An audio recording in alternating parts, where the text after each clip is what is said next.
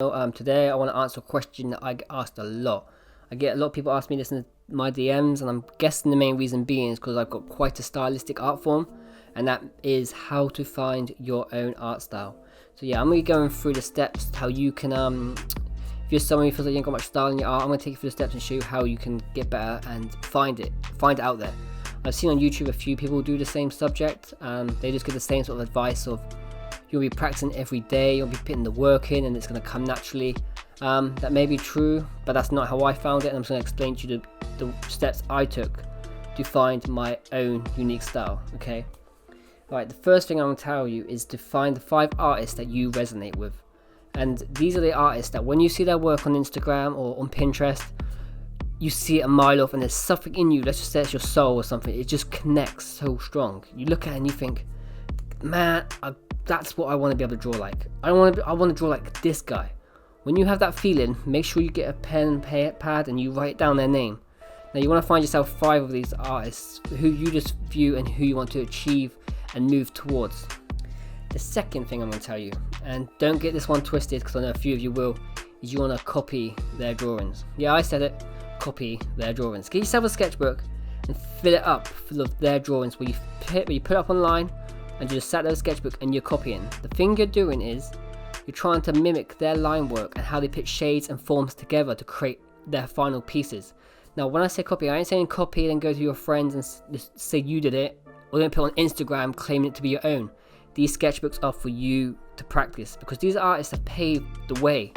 You could go by yourself and it'll take you 5 times as long and make all the mistakes trying to piece it all together from square one. But let's say you take an artist who you admire and they've paved to a certain place, and all you're doing is speeding up behind them, trying to figure out how their hands are working.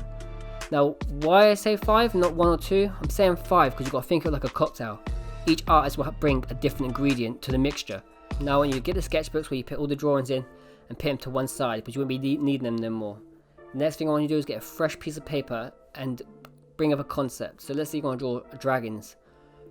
Now when you naturally go to draw that dragon, your mind's going to click into place and take the elements you trained yourself to use from the 5 you look up to, and you will create something completely different. You might be, because naturally you're going to be doing the eyes one way, how you really like to draw from an artist. Second, the line work's going to be different from, let's say, artist B.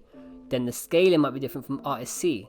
So with all the elements that you gravitated towards and you enjoy doing, you now have an inkling of your own style forming because you combined it. And the beauty of this trick is, let's say a year down the line, suddenly you see yourself getting better, there's progression. 2 artists that you used to really love and resonate with, now you're dropping them, you don't want them anymore. 2 other artists who are now further up down the ladder, you might think, oh, I love how they do the colouring, so I'm going to copy that guy. You then implement those 2 and copy in the sketchbooks again. So now you've got all these lessons from the older artists still with you, because you ain't going to be able to drop him completely. Even years down the line, you're still going to have these little line works, these little tweaks you've learned, combined with bigger people, or even people way out on different fields of art. So from an oil painter, you might be incorporating into your graffiti art, and then now you've got something people are looking at and they're saying like, damn, I didn't even think of that.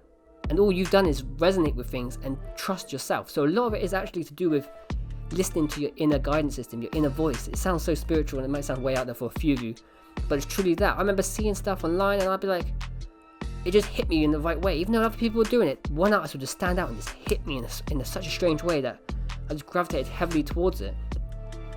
And that's basically how I found my style. And to be honest, I'm going to tell you the 5 artists that I resonated with in the beginning of my whole like graffiti. Well, I did oil painting, but my graffiti career was. Now, if I say this, you're going to see it now. Okay, it's A. Hombre Suck. B. Paco Sanchez. C. Does. The graffiti artist Does. Who else would it have been? Oh, Lois V. She draws these sick girls, these sick female girls, and it's always switching up. But now if you look at my artwork, you're going to see like, oh, okay, I see it now. So don't tell a lot of people that, but that's basically what I done. I would just sit at home and copy and copy and copy. Don't show anybody. I didn't big up it as much. I just copied. And then when I took it all away now, I've got this weird gangster Asian style. And it's always changing now. Now I've just caught up a little bit. Now I'm just, every day I'm drawing, I'm just trying to progress. So yeah, that's basically, guys, a video on how you can find your style. It's a little tip, it's a little trick. Some of you might find some use to it, some of you might not. It completely depends on the artist and the journey you're on personally as well. And even not even that artwork. I mean, back in the day, you would have a mentor. Like, you would be an oil painter, and you would be under somebody, like an apprentice, and someone would teach you how to paint. With the internet, people could be like your mentors, and they don't even know it. Do you know what I mean? Because they're there, they're putting it out there. It's whether you want to take that information and implement it into your own skill set to form yourself as a better artist all round. And that doesn't even just go for art, that goes with life as well. We've got the internet. If you want to set up a business, you go on YouTube and just type in how to make a business. And it's the same kind of principle here. But the key takeaway as well, like I said earlier, is you do not want to claim it to be your own, because then you're going to get yourself in some serious trouble, because people know as well. People call you out straight away. And even if they don't call you out, they know that, you mean you're just bigging up someone else anyway, because they're going to look at your work and go, oh, that's Totap's work. Like, that ain't your own. So yeah, don't ever claim it to be your own. These are sketches for you to take 5, mix up, and then at the end result, you're going to have this whole unique, twisted up style, and people are going to be like, whoa, bro, like, where did you come with that? That's my little bit of advice for today anyway. I hope you've enjoyed. Big up to all the Patreon supporters. YouTube's growing, we're doing well this year. Instagram's blowing up. I'm blessed, grateful for you all for sticking around. Hope you like this drawing as well, by the way. Just time-lapsed here. So yeah, ain't really a lot else to say, guys, so take care.